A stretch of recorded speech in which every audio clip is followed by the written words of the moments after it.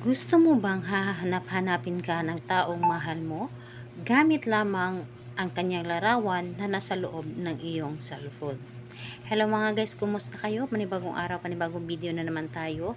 And sa araw na ito, isa na namang video ang aking tuturo sa inyo na simpleng gabay o simpleng pamamaraan na makakatulong sa atin. At bago ang lahat, gusto ko lang mag-disclaimer sa mga taong hindi naniniwala at hindi gusto ang mga kagaya nitong video. Please skip this video and maghanap kayo ng videos na gustong gusto nyo dahil ang video na ito ay para lamang ito sa mga taong naniniwala and gusto mag-try.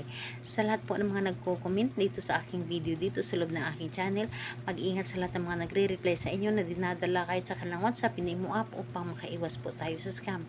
Ngayon, ituturo ko sa inyo paano nga ba kayo laging hahanap-hanapin ng taong inyong minamahal, lalo na kapag kayo ay malayo sa isa't isa. Ito ay pwedeng gawin sa parehas ng kasarian, babae to babae, and lalaki to lalaki. And syempre naman sa ating babae at lalaki na mag-partner. And pwede mo itong gawin kahit na kayo ay magkalapit at magka-LDR sa isa't isa.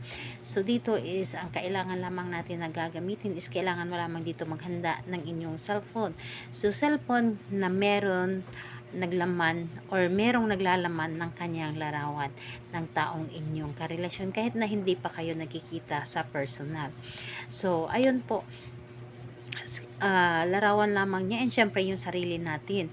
Sarili natin na kailangan na kapag gagawa tayo ng isang ritual, dapat ay alam natin sa ating sarili na gustong gusto natin itong gawin at naniniwala tayo at buo dapat ang ating paniniwala dito dahil yon ang pinaka-importante sa ating paggawa ng mga ritual. So kapag ready ka na, pwede mo na itong umpisan. So ang gagawin mo lamang dito ay napakadali lamang. Sa iyong cellphone, buksan mo lamang ito. Buksan mo ito at humanap ka ng kanyang larawan na kailangan yung larawan niya ay cleared photo and dapat ito ay para bang nakatingin sa inyo, na para bang nakaharap siya sa inyo. So, ayun po, dapat ay parang nakatitig yung mga mata niya sa inyo, yun ang gagamitin po ninyo. And saka ninyo gagawin ang isang ritual. Paano? Kausapin mo siya, pero gawin mo ito siya ng bago ka matulog sa gabi. Kausapin mo siya ng kausapin lamang. So, kailangan na para bang kinakausap mo na siya ng personal. Halimbawa, ganito ang inyong gagawin. Ako ay lagi mong hahanap-hanapin. Saan ka man naroroon, ako lamang ang iyong nasa isip. Ako lamang ang lagi mong iisipin.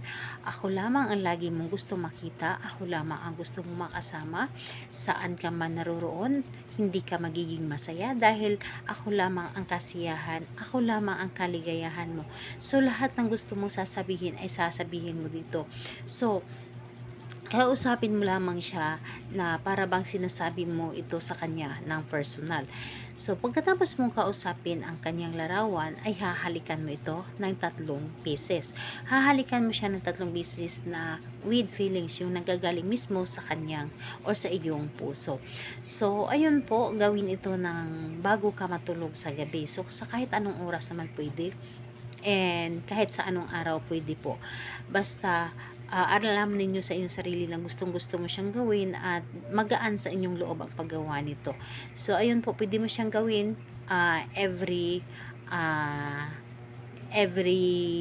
night. So, ayun po. Salamat po sa inyo. Bye-bye everyone. God bless us all.